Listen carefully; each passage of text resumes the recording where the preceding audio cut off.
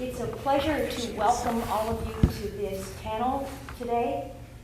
As you know, we have actually 4 outstanding alums that we are honoring, a wonderful alumna, and just great representatives and ambassadors for our college. So on behalf of the Dean of the College, Dr. Jean Ann Linney, who is right here, and the faculty, staff, and students of the college, it really is a pleasure to welcome all of you. My name is Helen Lafferty, and I will be the moderator for this event. What I will do is give a brief bio on our medallion recipients. They have between 7 and 10 minutes to tell you how their education in the College of Liberal Arts and Sciences has affected both their personal lives and their professional lives. And then we will open it up for questions from the audience. And then after our panel is over, we invite you to a reception in the foyer. And before I begin, our graduate recipient, Mark Servodidio, right? Servodidio, right. He has his 3 children here, and I want them to stand up because I'm sure you're very proud of your father. I don't know your names, but you are his children. So that's a hard one. I had it right the first time, but it takes a while. So let me tell you a little bit about our award recipients, and you will see why the college is honoring them. They are wonderful examples of the really best that a liberal arts and sciences degree does for someone. Our first award winner is Nora Pillard Reynolds, who is no stranger to Villanova. She is a graduate of the class of 2002. She earned a bachelor's degree in communication and Spanish and a bachelor's degree in honors. We have one of our communication professors here and the former director of the honors program. She is the recipient of this year's award. Nora also earned minors in Africana Studies and Peace and Justice Education. She really does exemplify the mission of the college. She was one of the co-founders for Water for Wasala, a nonprofit organization dedicated to building portable water systems for the poor region of Wasala, Nicaragua, where more than 40,000 residents currently drink from polluted local rivers until Nora began this project. Since its creation in July of 2004, Water for Wasala, that is Brian Katulis' son, and his wife. So we're happy to have them, even though they can't stay for all of it. Anyway, back to Nora. In July of 2004, Water for Wasala has provided more than 3,000 Wasilian residents with clean drinking water. Following graduation, Nora joined Teach for America and served in a bilingual school in North Philadelphia while earning her second master's degree in elementary education at St. Joseph's University. And we still love her. Nora continues to work for Water for Wasala, serving as a liaison between the organization and the university, and remains active with the Center for Peace and Justice Education and the Center for Multicultural Affairs. In addition, she continues to work with Teach for America during its annual selection process. She currently is pursuing a PhD in urban education at Temple University. And let me introduce to you her mother, who is sitting right here. If you would stand, Ms. Pollard. She's taking pictures. So let me present to you Nora Pillard Robinson. Thank you, Dr. Lafferty. So I'll attempt to share a little bit about what I got from my education in 7 to 10 minutes. So I'll start by saying I think I learned the most about the United States when I moved out of the United States to Madrid, Spain. I learned the most about the English language when I studied Spanish and when I had to teach first graders how to read. And luckily my mom taught me how to teach first graders how to read. And in many ways, I learned most about the educational opportunities and experiences I had here at Villanova when I found myself in other educational settings or institutions. So to start with a little story, after I graduated from Villanova in 2002, I moved to Madrid, Spain to pursue my master's in international development. I lived with one of my best friends from high school and another girl we met while there who was from California, who's now one of my best friends. And in our first month living in Spain, we were sitting around our living room in our shared apartment, and I was writing postcards. And at one point, one of them turned and asked me who I was writing to. And I started to say, Dr. Nance, Dr. Goff, Dr. Kata, and they cut me off and they started laughing. And I didn't know why they were laughing. So when I asked why they were laughing, they proceeded to explain to me that they could never imagine writing a postcard to any of the professors they had had in college. And they both attended Ivy League institutions, which shall remain nameless, and were top students at these institutions. And I was actually indignant, and I kind of was like, that's not true, you're exaggerating. Of course your professors knew you. And I started to pull out facts, because the one I knew very well, I said, you did an honors thesis at your institution. If no one else knows you, your thesis advisor knows you. And she held true to her statement. She said, you know, every week my advisor put a list on the door of 20-minute slots, and I signed up for a 20-minute slot and reported on my progress on my thesis, and I don't think they would know who I was if I sent them a postcard. So I'm not pretending that this applies across the board at these institutions, but I do think it highlights something that's really unique and special about Villanova, and that is that relationships with professors go far beyond the classroom and far beyond the 4 years at the institution, or at Villanova. And now as an instructor at Temple, I am teaching 2 undergrad classes that are taking up all of my time. And I love it, but it takes up a lot of time. And sometimes I'll get, you know, advice from people that says, like, you can't spend this much time on teaching, you can't spend this much time with your students, you're here to get a PhD, you're here to finish a dissertation. But I don't know how to do it any other way, and nor do I want to. And that's because I've learned it from watching professors interact with students here at Villanova. So I won't pretend to categorize the potential for relationships here at Villanova, and I think they go far beyond just faculty-student relationships into relationships between students, relationships across colleges and disciplines, and between university members and the greater community, both here in Philadelphia and sometimes across national borders out in our world. And I think that is where we start to kind of encompass what we talk about so often. We use the term so often here at Villanova as community. So I think some of the most valuable educational experiences I had during my time here were when we pushed beyond the traditional idea of the classroom, particularly with opportunities to take interdisciplinary classes that not only prepare me for graduate studies, but to work in the world.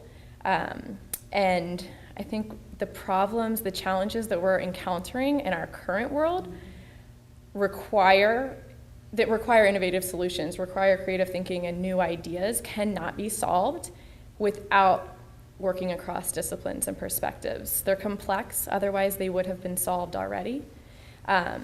So I think whether I found myself working in a public school in North Philadelphia or in rural Nicaragua on water projects, the most value has always come from sharing ideas across disciplines from different perspectives and different career fields. I had a lot of these opportunities at Villanova, and I think it's something we also need to continue to push forward and increase those opportunities to work across disciplines and across colleges. A lot of those opportunities to do that as well incorporated experiences outside the classroom. Again, whether it's tutoring in Philadelphia or studying in Valencia, Spain, or building adobe stoves in Chulucanas, Peru. The opportunity to work with other people beyond your major, beyond your college and the university, and sometimes beyond your country and your language, provide the challenge and sometimes the discomfort that I would claim are necessary prerequisites to personal growth and learning. So those are the times that what you're studying and learning make a difference, affect both your life and others' lives. It's the times that it really matters. So the relationships that I formed during my time at Villanova with professors, with other students, and with community organizations, both close to home in Philadelphia and far away, are truly what's provided me with the opportunities, direction, and provided me support and motivation to continue working. So I would encourage students, although there's not very many students, I'm talking to more faculty, we have some students, to grab those opportunities and experiences and cement the relationships, because long after you've forgotten exactly what Plato says, those opportunities and relationships will continue to shape you, your choices, and your impact. Wonderful. Thanks so much, Nora. Our next medallion recipient is Brian Katulis, and Brian is a graduate of the class of 1994. He earned a bachelor's degree in history and Arab and Islamic studies, and he was the recipient of many, many prestigious awards while here at Villanova. He is currently the senior fellow at the Center for American Progress, where his work focuses on U.S. national security policies with an emphasis on the Middle East, Iraq, the Arab-Israeli conflict, and Pakistan. He is co-author of the Prosperity Agenda, a book on U.S. national security published by John Wiley and Sons. Prior to joining the center, Brian lived and worked in the Middle East for the National Democratic Institute and Freedom House, including projects in Egypt, Iraq, and the Palestinian territories. From 2000 to 2003, he worked as a senior associate at Greenberg Quinlan Rosner Research. Brian has served as a consultant to numerous U.S. government agencies, private corporations, and non-governmental organizations on projects in 24 countries, including Iraq, Pakistan, Yemen, Egypt, Colombia, Morocco, and Bangladesh.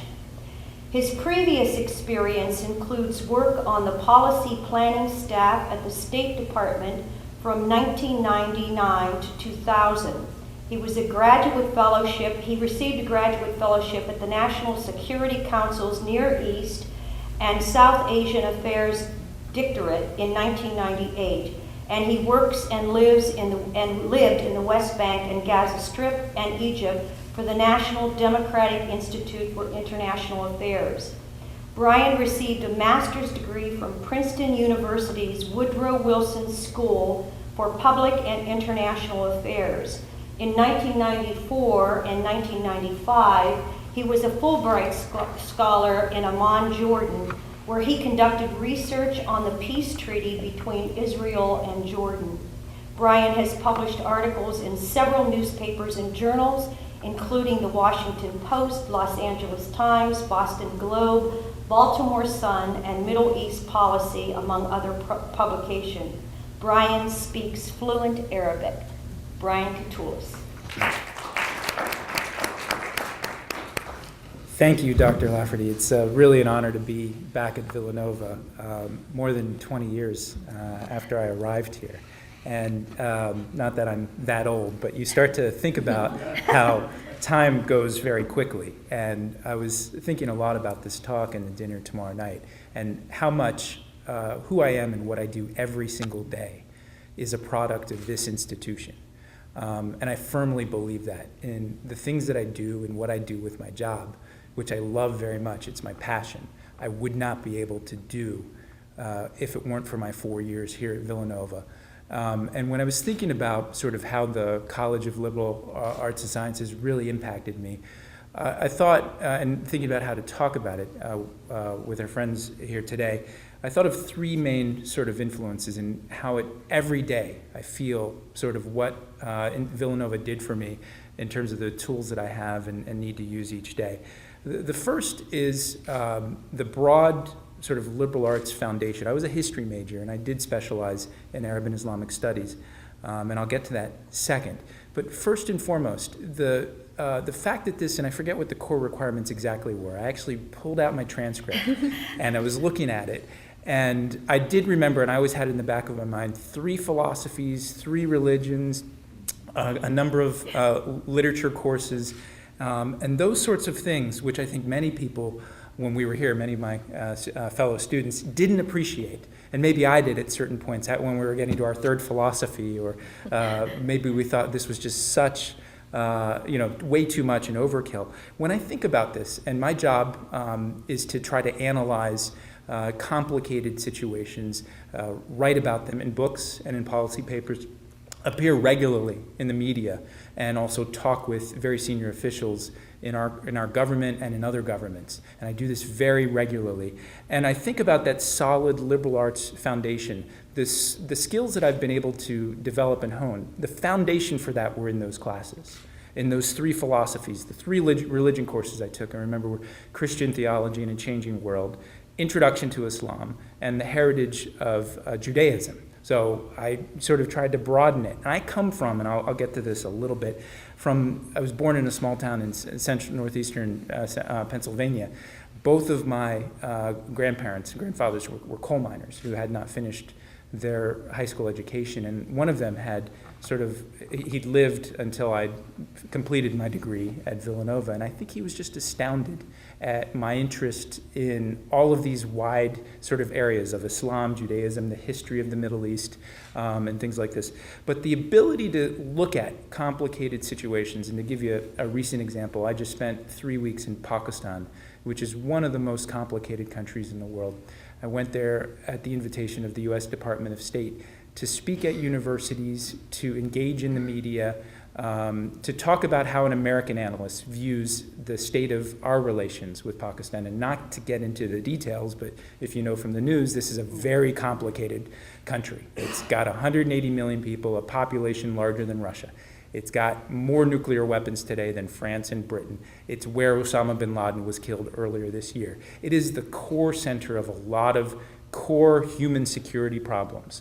And going there at a time when very sensitive relations between our governments, and speaking at universities and trying to articulate, this is what the United States is trying to do in this part of the world, particularly in Afghanistan. Here's what I think they're doing wrong, and being sort of honest about it in my own view. Here's what I think they're doing right, and being able to engage and communicate these ideas in a way that's respectful and diplomatic. I would not be able to have done that if I had not taken all of these courses on literature and studied, because my ability, I think, to communicate, to write, and also to think was really formed in this place, and to develop, I think, hardcore analysis. And in one of the talks I was giving at a university in Pakistan, I said to the students, and it's a very challenging environment in the universities in Pakistan, because there's a number of conspiracy theories about our country over there and things like this. And I said, the one thing you need to do is think for yourself. Don't ever let anyone think for you. And in fact, the university president at this university tried to upstage me and presented a number of conspiracy theories about their country. But that's one thing I try to stay honest to myself too, is think for myself. I'm at a think tank, policy institute, and quite often we stake out positions on policies, and we're not willing to question whether they're still relevant. And those sort of tools of trying to examine a problem from multiple angles, and that's what I think the multidisciplinary approach of the College of Liberal Arts and Sciences really provided to me. It really not to accept anyone's sort of perspective, and even challenge my own perspective at times, which I think is essential when you're dealing with international affairs. And before I close out on that first point, I mean, another example of this was when I was on the ground in Iraq in 2003. I was one who was opposed to the war itself, but had worked a good bit in the Middle East and the West Bank and Gaza and Egypt on trying to work with human rights organizations and others to build new institutions and found a new beginning for their countries. And some of those things we did in Egypt, I think we helped plant the seeds of what's going on right now. But in Iraq, it was a very challenging time to understand the perspectives of Iraqis, and I led a research project that was aimed at building an effort to understand how Iraqis were viewing us and what we were doing, and it was quite difficult, I think, to hear from their perspective. But I think that's the main, one of the main things I took away from here, is to look at things from different angles, which and have more of a universal perspective. The second thing that I really took away from here, and I mentioned a little bit about my background, was a specialization and a focus on the world. Nearly every month or so, I go to the part of the Middle East or South Asia as part of my work to do interviews, to do studies, to inform some of the articles I write. And I was thinking about my time here at Villanova and why I got interested in foreign affairs. I had been a senior in high school when the Berlin Wall fell, Chinese dissidents were protesting in Tiananmen Square, and the Cold War had come to an end. And my freshman year, I vividly remember this on Sullivan and Sheehan. This was the year that we we had the war with Iraq, the Gulf War. And I remember emotions were very high here on campus. And this is what drew me to the Middle East, is that Villanova had a program, the Arab and Islamic Studies program, where they brought speakers in from the outside that had a diversity of views about not only what was going on in Iraq and Kuwait at the time, but the broader Middle East. And that was the spark that really lit this fire that took me to Cairo in my junior year. And I was thinking about this. When I went to Cairo, I was 20 years old. It was the first time I actually flew on a plane. Not only the first time I went overseas, it was I'd never flown domestically, and I had to confirm that with my parents. I said, because we always did our vacations sort of at the Jersey Shore or down at Rehoboth or something like this. And how, I don't think I would have been able to do that had I not had the support and sort of the intellectual support and also psychological support from the faculty here at Villanova saying, look, you can go to Cairo, it will be safe, it will be enriching, it'll open up windows beyond what you could believe. And I think that was, having the Center for Arab and Islamic Studies with its, again, multidisciplinary approach, where I learned Arabic and studied the basis, got the basis for being able to communicate in many different countries, but learned the history, the religion, the politics of this region of the world. And again, quite clearly, every day, and nearly, as I said, every other month or every month, I'm going to this part of the world, and what I know about Islam and what I know about countries like Egypt, it was based here, first and foremost. The last thing I'll say, and I've gone on a little bit too long, and I think this is a little bit more general, but it's this notion of a community and support from that community, which I just alluded to. I left Villanova and I had a Fulbright scholarship that was initially for Egypt. People forget about this. And I was about to go to Egypt, and the Egyptian government canceled my research grant because it was too sensitive. It was dealing with the issues of Islam, political reform, and a number of other things.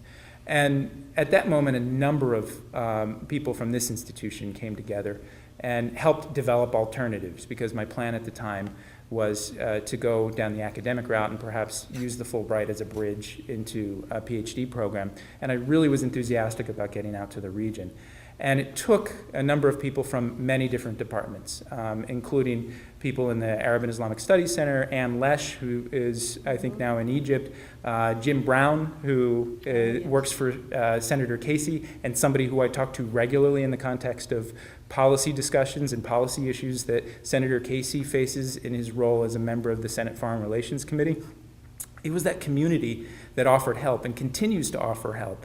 And support. And that's the one thing I'd love to do more of now that it's more than 20 years since I've came here, is to come back. I've come, and I mentioned this to Dr. Lafferty and others, I've come back and lectured at classes. I've given talks to students about recent trips to the Middle East and things like this. But I think this is one thing we all, as alumni and former students here, is to figure out how not only we send the checks in and offer support financially, but how do we actually continue to offer that intellectual support and the support in terms of helping people figure out their paths. And I try to do this whenever, I think it's Matt Kerbel, who comes to the Center for American Progress through one of my colleagues who's a domestic policy expert. But I always talk to Matt's students and do a little riff on foreign policy, which I can talk forever about. And I'm happy to take any questions on that, where we are. But after that, usually I've got half a dozen students or so emailing me and saying, hey, I want an internship, or trying to figure out your path. And I remember being in their shoes. When I was like 20, 21 years old, and trying to figure out what's the right next step. And I make it a point to take the time to do that. And our professors did that. Their doors were always open here. And I think we need to think as alumni, how do we actually strengthen that network? So it's, yes, we need to offer financial support, but how do we make sure that this community is strong and is vigorous and is actually helping others find their path and find their passion in the world? So I'll close there, and it's really just a great treat to be here, so thank you.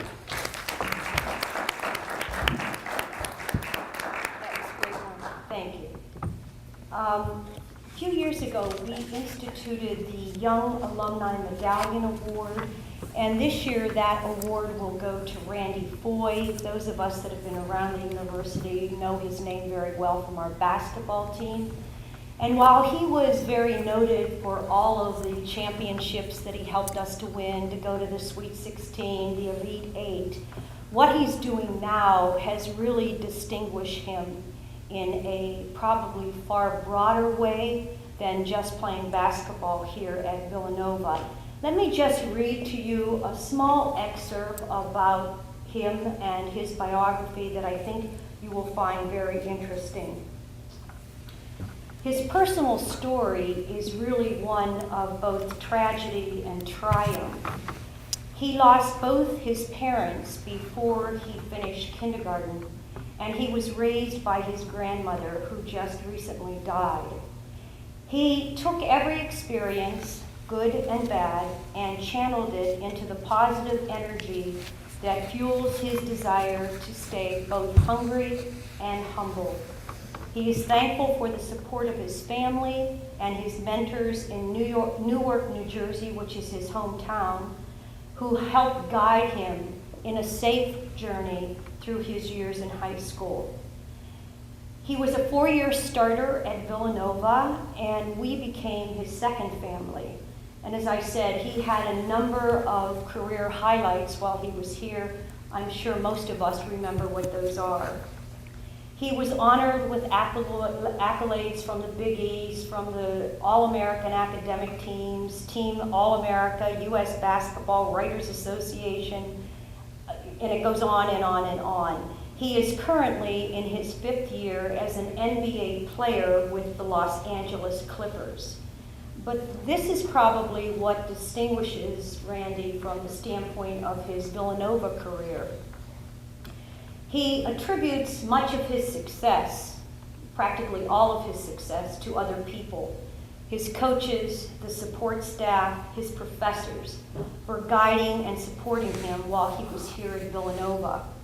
He has established the Randy Foye Foundation, whose mission it is to raise funds and develop programs and projects directly aimed at improving the lives of children in Newark, New Jersey, his hometown, working hand in hand with the corporations and the people of Newark, as well as a growing network of dedicated individuals.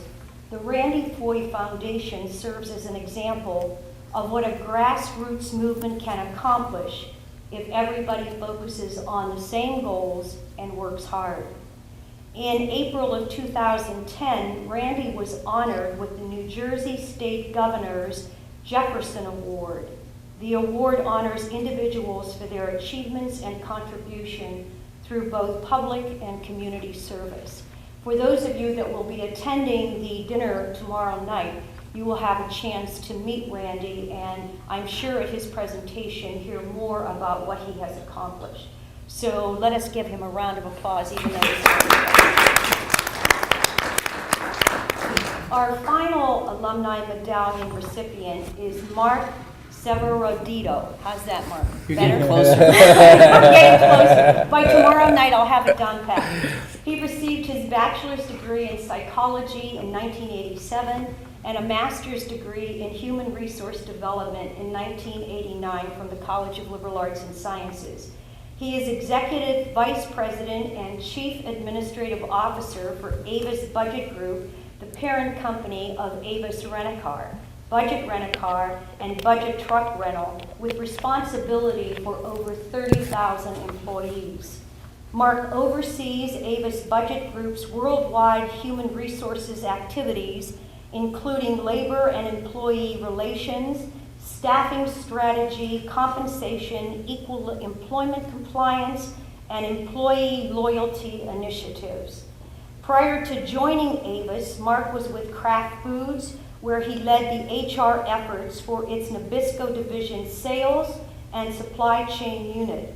Other key roles there included rebuilding Nabisco's direct store delivery system, overseeing organizational effectiveness efforts, and implementing the initial integration strategy for Nabisco and Kraft as a result of the acquisition by Philip Morris.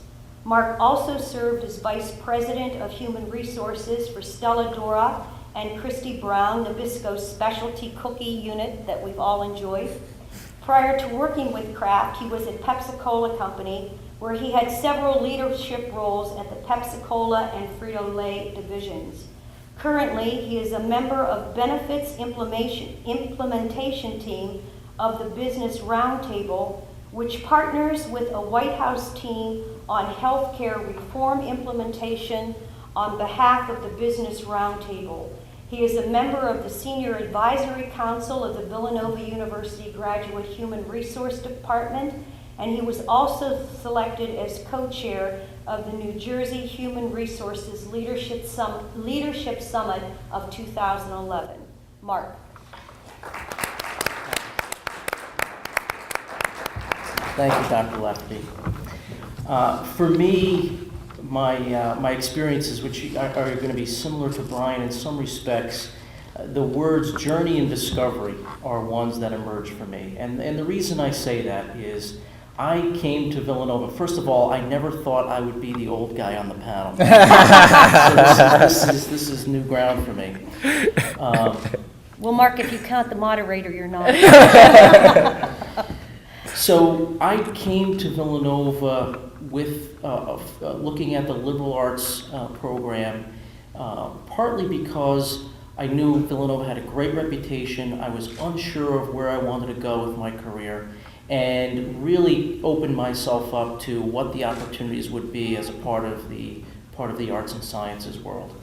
Many of my friends were very, very focused, very targeted, came in for accounting or computer science or very specific majors and degrees. And over the course of my time at Villanova, a couple things came together. One was, and you've heard this theme before, but the connection and the interpersonal relationship with the faculty, with the professors, with the clergy, really brought it all together for me to help ultimately find focus for where I wanted to head professionally. My original thinking was about my sophomore year is that I would head into clinical psychology. I knew I wanted to work with people in complex situations, and my major was in psychology. And the one thing that I really came to value and appreciate now, not then, was when I think about the research I had to do, the numerous papers in terms of writing and thinking from different angles, and I'll get to that in a minute in terms of how that serves me today. But my focus was around clinical psychology, and through some work experiences, and the more I dug into it, the more I realized that wasn't what I wanted to do. And you can imagine now I'm heading into my junior year, and my colleagues are deeper and deeper into their very focused major, and I'm beginning to worry a little bit about, do I have the right direction? And what really emerged for me over the next year and a half was that support from the faculty in terms of how to best apply what I wanted to do in terms of working with humans in complex circumstances, and the impact that could have on the business world ultimately translated to human resources. I really did not know a lot about the discipline at the time. It was a discipline that was in the midst of a lot of transformation just in the business world. It was not really a mainstream function at the time. And so in collaboration with several of my faculty members, both undergrad psychology and then ultimately some that also were graduate human resource development professors, I then made the decision that this is the path I wanted to go on. And what really unfolded from there, well, there's a couple great things that ultimately happened too. The program allowed me to go to work during the day because I needed to go to work. The money from home ran out, and I didn't have any as an undergrad, so it allowed me a chance to start working during the day, get my master's degree at night.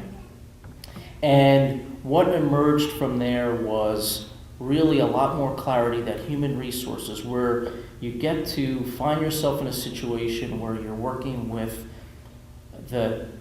what is now 30,000 employees in complex business environments where there's a significant amount of pressure and speed that's required. And I think now back to all of, whether it's the coursework, whether it's the the papers that you had to write in terms of taking points of view and philosophy and being able to argue against them or for them, and how that begins to translate into what I apply today. It absolutely does, and I'll share an example with you. When, in my current job, there are times when I'm required to get in front of the board of directors. And Avis Budget Group is a $7 billion business.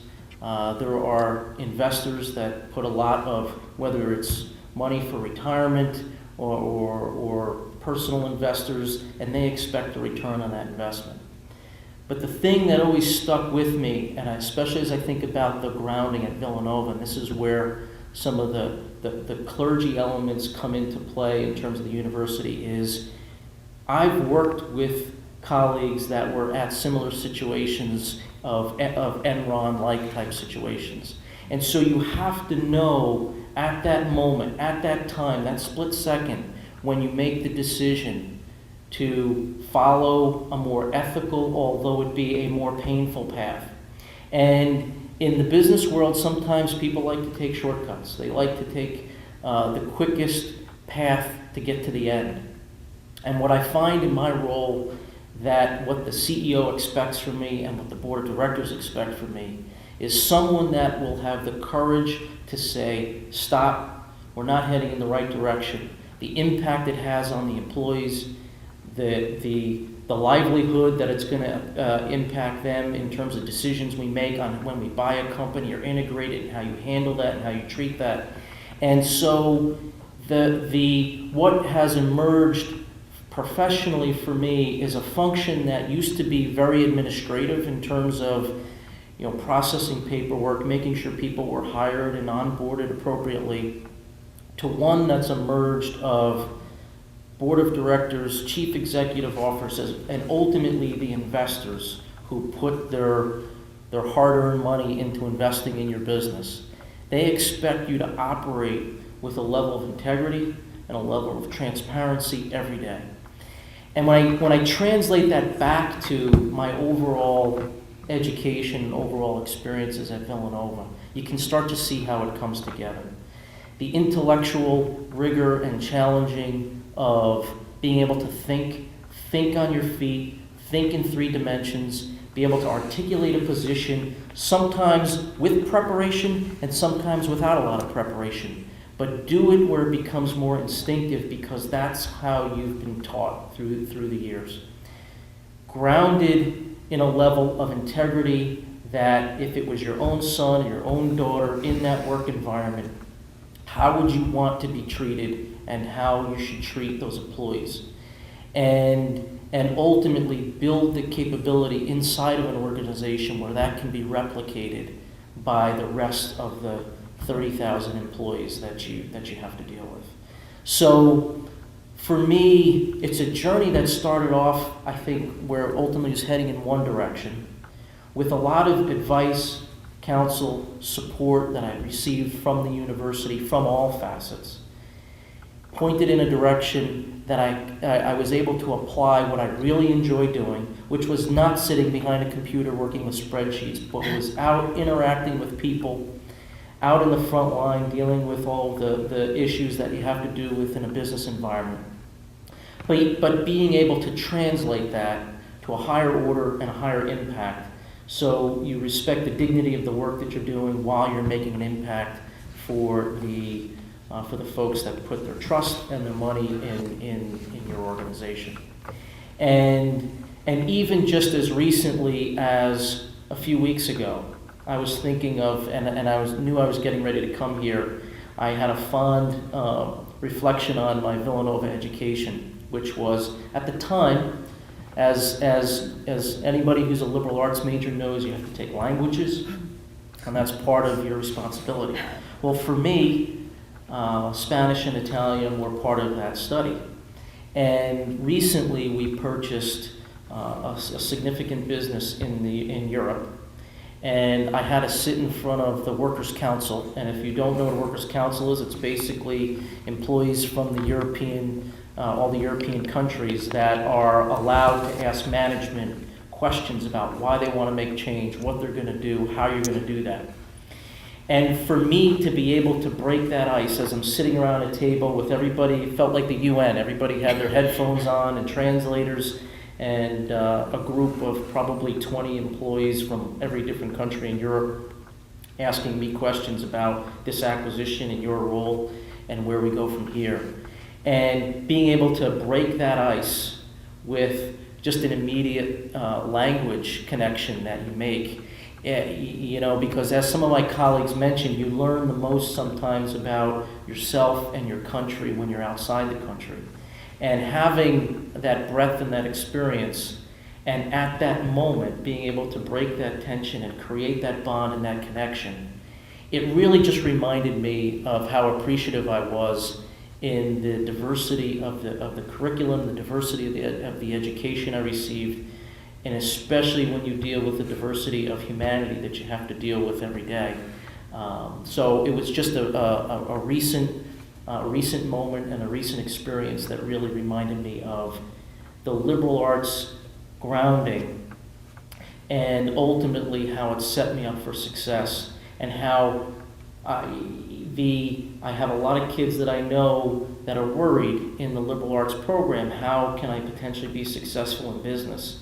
And part of what I tell them is what we look for is we look for kids that are smart, they can think, they can communicate with people, they can articulate a position, and they know how to see multiple sides of that issue, and aren't necessarily extremely narrow and deep in one specific area. Those folks will get jobs, but I think the more breadth you have in addition to your depth, the more potential and trajectory you have even in the business world. And that's surprising sometimes for folks who are in the business school, that if you're too narrow and don't have that depth and that breadth both balanced out, then you might find yourself limited in the business world versus being able to expand your career from a lot of different capacities. So thank you. That was great.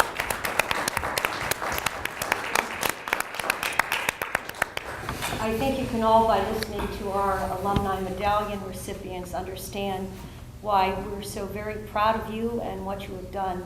And you really are greatest ambassadors, and we're so thankful for you coming back to us and sharing your current stories with us, and it is our pleasure to honor you. And now we'd like to open it up, questions from the audience. Don't be bashful. Do we have any?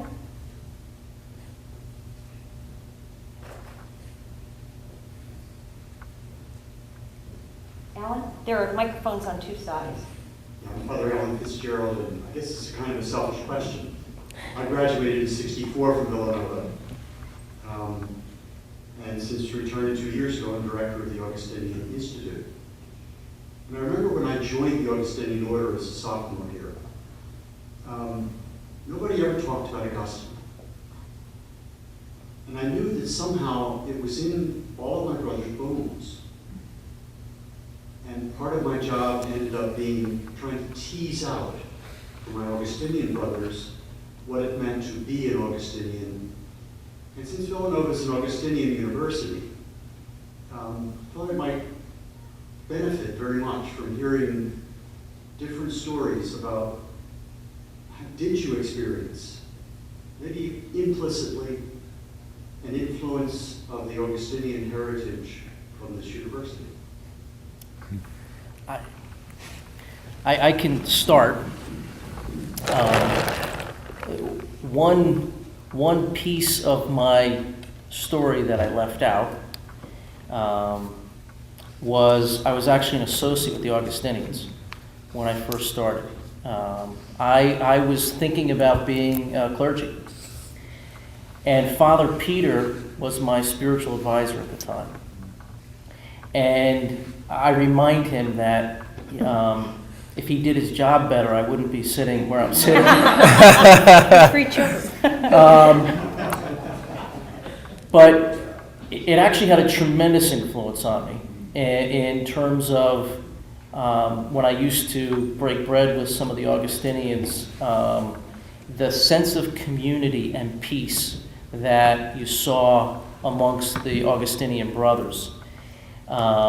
And when you think about some of the things that I talked about before, there was a level of uncertainty in my own direction, where I was going, both from whether it was a religious life, a lay life, and that sense of comfort, that sense of guidance and community and confidence that I think evolved through my own relationships with some of the fathers and brothers that became part of my community, helped put me where I am today. And I alluded to that in terms of the integrity piece.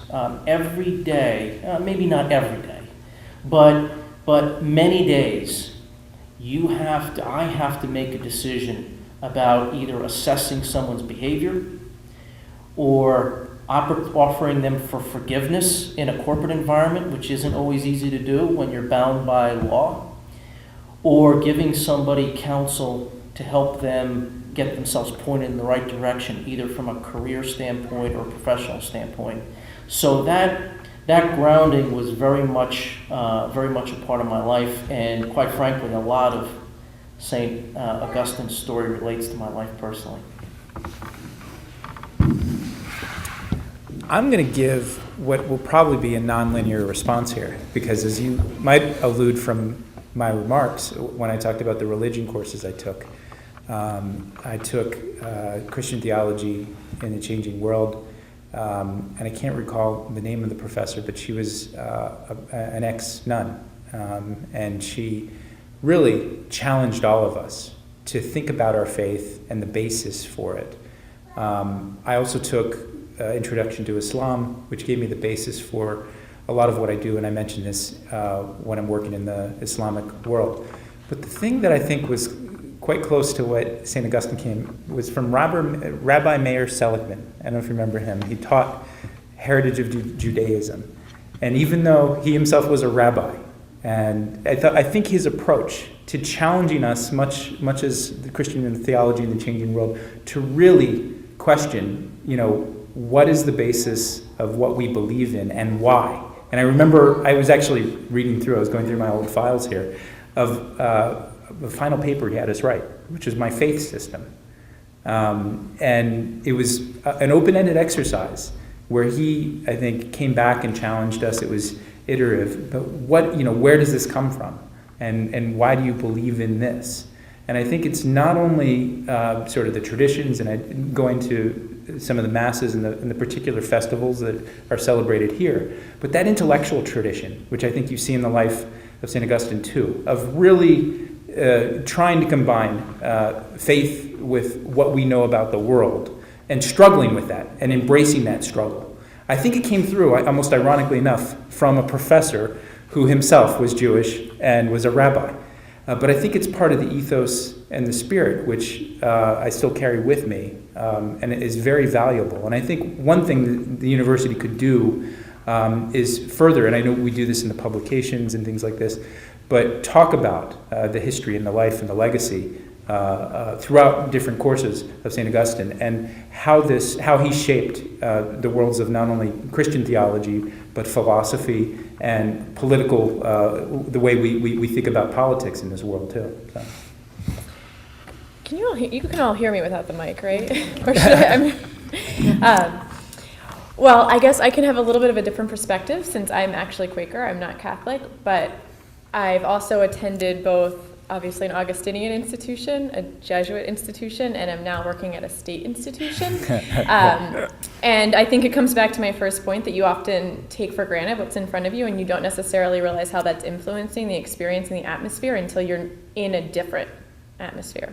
I will say, I think my uncle's an Augustinian, so I thank them for their support in my education here. But I think oftentimes here it allows you to bridge kind of divides and gaps between people. And I didn't realize that was different until I started working at a state institution, in which sometimes I feel like we try to compartmentalize students' identities, where I'm supposed to only work with you in terms of your academic development as it relates to my content. And having worked here as a staff member as well as been a student, so I'm talking from different roles, I felt like I was able to work here with students in terms of their whole identity development in a way that I have some barriers to doing now in an institution that doesn't have that kind of community or foundation or atmosphere that I think really comes from that Augustinian tradition. And I would also say it positions the university to be an actor in kind of civic engagement in a way that is different. And I think we kind of can hold ourselves to a higher standard in terms of impacting what's going on in our community, both locally and kind of internationally, because we're all kind of working towards this common goal that is much easier to kind of hold ourselves, our students, and kind of our community as a whole accountable to.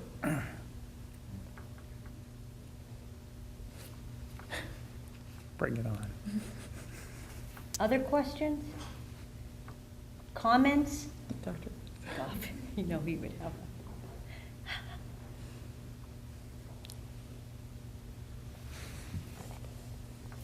My name's Edwin Cobb. I would like to make friendship with Mark so that I don't have to remember how to pronounce his last name. Mark is fine. Mark is fine. But the recognition, you are the one among the four people sitting up there that I have not met, have not worked with, or have not had some sensibility of qualities of character until today. And so the question that I have is, it's about as selfish and it's all what is Alan, in his way. But the question that I have to the panel is the question about to what degree do you yourselves realize the impact that you have had while you were here, even if you're not on television, even if you're not returning, but to what degree you have had the impact upon, dare I say, those among us who are lifers. How much do we realize? I want you to say something. Okay. It's making me think of an instance where I remember going into a faculty member's office after I'd had a frustrating encounter with someone who was involved in recruiting, and saying, I don't know how you can do this all the time. Like, I don't know how you stay motivated. I don't know what keeps you working towards these goals. And you've seen me in similar panic situations. And I would venture to say that it's probably the interaction with students that would be the answer to that question for her, and probably not only her. That would be kind of my connection. I hear it a lot. Especially, and just recently too, and I'll give you one example. Father Cale Ellis was in a class that I taught at about 2 weeks ago here at Villanova, and I was supposed to come in person, but then my boss canceled that for me because we had a meeting related to some advice we were giving to the White House on Afghanistan and Pakistan, and I couldn't leave Washington, D.C. So, we made a technological solution, and I spoke and talked about sort of what's going on in the Middle East right now, and then also a little bit on Afghanistan. And Father Ellis and I have had this exchange periodically, and it's usually centered around when I come back and talk or offer some sort of insight. And you can tell in the words and how he feels and what he says, how much they appreciate their own investments in building that program on Arab and Islamic studies. And again, I'm mystified about how much I've changed as a person in the last 20 to 25 years. And I would not have the ability or the confidence to do something like earlier this summer going to Kabul, Afghanistan, and going to meet with Hamid Karzai, the president of the country, and several ministers in the government at a time when a series of assassinations had happened and very complicated about our presence there. And having that confidence and that ability to go into a very difficult country and understand that it really comes from here. And it comes from having the support of people like Father Ellis, a number of professors who say, you can do this. And it's not only the knowledge, but that sort of community support. And I think when those opportunities, I was just saying before, how to give back, again, not just only the annual checks that we send and things like this, but how can we intellectually help this university grow? I personally would love and want to sit down and figure out, are there ways that I could more directly rather than sporadically contribute to? Yeah. There are. Yeah. There are. Because We'll I have to really, list. I've been a sort of co-taught classes at Columbia, Georgetown, and other things. And it's just when you get that feedback, and I think it's almost as a new father, I can imagine this, how some professors might feel like, wow, you know, I see this in just 15 months and how Ben has grown. And it's, you nurture this, and I think it's part of a broader community. So certainly, I feel it. I think it comes when I've not just sort of, I hate to harp on this, but just love signing the check, but it's more the personal engagements, and then either people coming to my office in Washington, D.C., or students saying, hey, I want to go to Oman or something like this. Can you help me out with certain contacts? We need to actually have, and I'd love to have a better system to help facilitate that, because I think it can spark sort of very positive externalities that we can't even imagine right now. And my answer is really, it's much more targeted at the human resource program. And the kind of the short-term tactical impact has been helping people here try and get connected with employment or opportunities, and as I've been a big part of the HR program, I feel I've been able to play that role. But that is not the legacy that I'd like to leave. It's the legacy I'd like to have a much bigger impact on is having the human resource program be as popular, as impactful, and as important as I think some of the more mainstream business programs are perceived, because I believe it is one of the most important functions that exists in the business world. It's under-leveraged, undervalued out in the world currently. And I think what I can do and have worked with Dr. Bush and some of the other team on is how you continue to mainstream that program in a way that it has the impact, because Villanova has a phenomenal brand, and there's no reason why that program can't compete with the Cornells and the Michigan States and the other, you know, top in class programs. And I think they're either there or getting there, but that's where I've spent a lot of my time. May I have a follow-up? May. Pick on two particular people. May. Brian, you may not recall, but the year that you applied for your Fulbright. You were part of it. The director, of course, of You were- American yeah. Islamic Studies, and I had just begun my responsibilities as the honors director, and therewith, Mike Burke said, oh, by the way, national fellowships are a part of your job. But that I did the certification and the recommendation that came from the on-campus Fulbright committee, and then when you faced it, that Egypt difficulty, I recall Ann Lashin, as you've already mentioned, were able to bring it over, and they had to have another one. And what that did, along with Rebecca Spees, you may recall Rebecca graduated your same year, who was the first Rhodes Scholar we had, brought to Villanova a recognition that first, within our own community, that we had really good students. And then it was leveraged in many, many kinds of ways to where we are today. One component of that, to pick on the second person, is Nora. Well, I know you have two last names now, and I'm not going to go there, but that's okay. I'm recalling the impact that you had, and many others,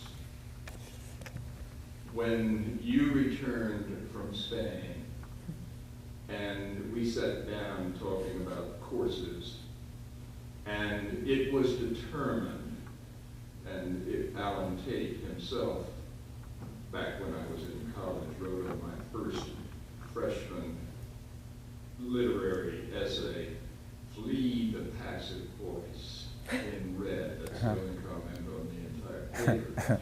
But I've used the passive voice when it's important to emphasize. It was determined that you would take all 5 courses in an institute for teaching justice, and you said later to the faculty involved that you would not have stayed at Villanova had it not been for that course upon your return from Spain. And I'm wondering, could either of you say anything about what that was for you at the institution and your recognition of having given to the institution much of what we need and needed to mature? And I'm going to sit down. Maybe ladies first. Well, I remember that exact conversation, and I think my exact quote was, "I feel like I'm being squished into a box half the size of my body, and I can't breathe. I gotta get out."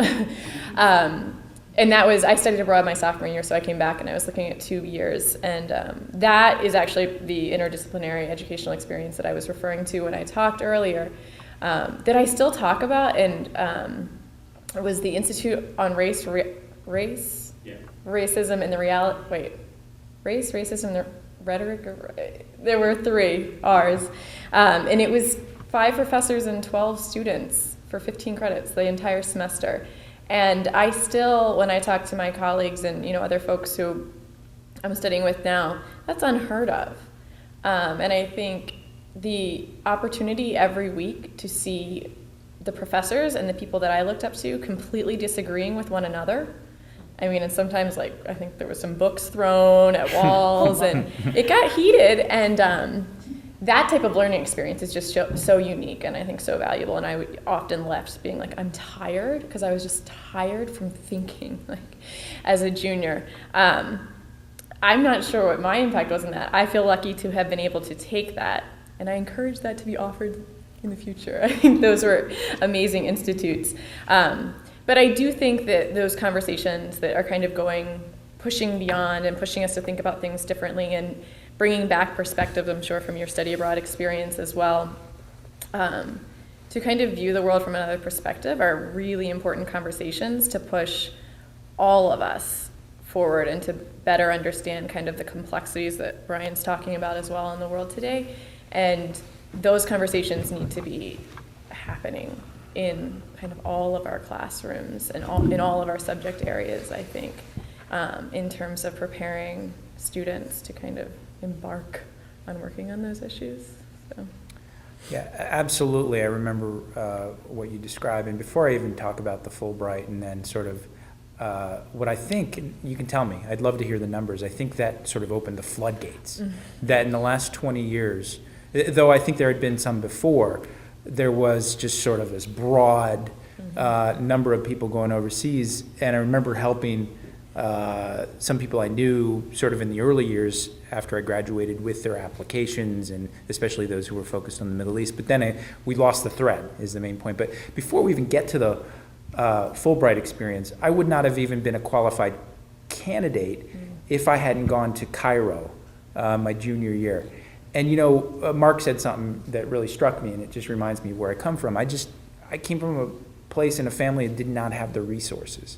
I had a mix of loans, wonderful grants, and aid, and just something as simple as paying for that first plane ride that I had, I talked about. I would not have been able to do that weren't it for some professors who suggested a specific grant that was available for travel. And again, it's those little things that mean a lot, that matter quite a lot.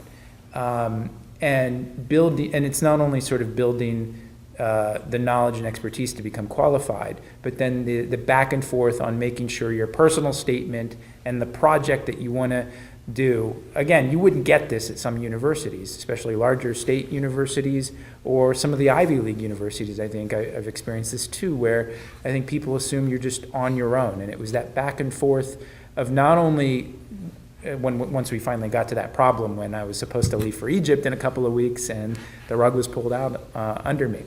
So the thing, and to turn it back to, I always try to, because I'm a policy guy now too, what can we do next? And I really would be enthused, to get the numbers on sort of this participation of Villanovans gone out into the world.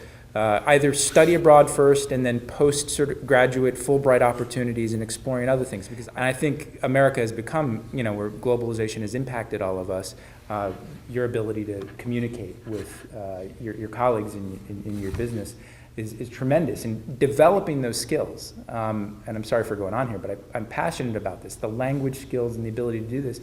I'm in Washington and I deal regularly with the institutions, and you'll meet my wife, I think, at the reception. She works in the intelligence community. We still have a gap in our ability to understand and speak essential languages. And I think I would be very enthused to have Villanova become one of those places that really helps people catapult themselves out into the world and figure out, maybe there is a strategic plan and I just don't know it and I'm not that engaged, but is there a strategic plan to really help those who may have an inkling and an interest and might want to go to a different type of country? How do we get them not only intellectually capable, but give them that confidence that I was talking about and also the financial resources to do that? And then on the Fulbright, I'm glad, I think the floodgates have opened as you're nodding. How do we build upon that? What next? And and making sure that Villanova has, and it's developed partnerships with universities around the world, but how do you leverage that to make it even grow further? Brian, I'll introduce you to Jane Morris tomorrow because she's going to be calling you. All the numbers. Oh, good. Yeah, She'll put you to work. Good. Yeah. Helping Fulbrights. Your theology professor. That's right. Yeah, that's it. Yeah. No, because she put people, boom. Yeah. Any other questions for our panelists? Okay, well, it's about 20 after 4 now, and we can go out into the foyer for our reception. But let us give them a round of applause for Thank you. being our recipients, being members of our college, and really showing the world in each one of your lives how important it is to live good lives for the benefit of other people. You've certainly been examples of people who have been blessed by God using all of your gifts, not for yourself, but for everybody else that comes in contact with you. So again, we are very proud of you. We endorse your efforts in the many things that you're participating in, and we're just so honored to honor you and your families, of course. Thank you. Thank you.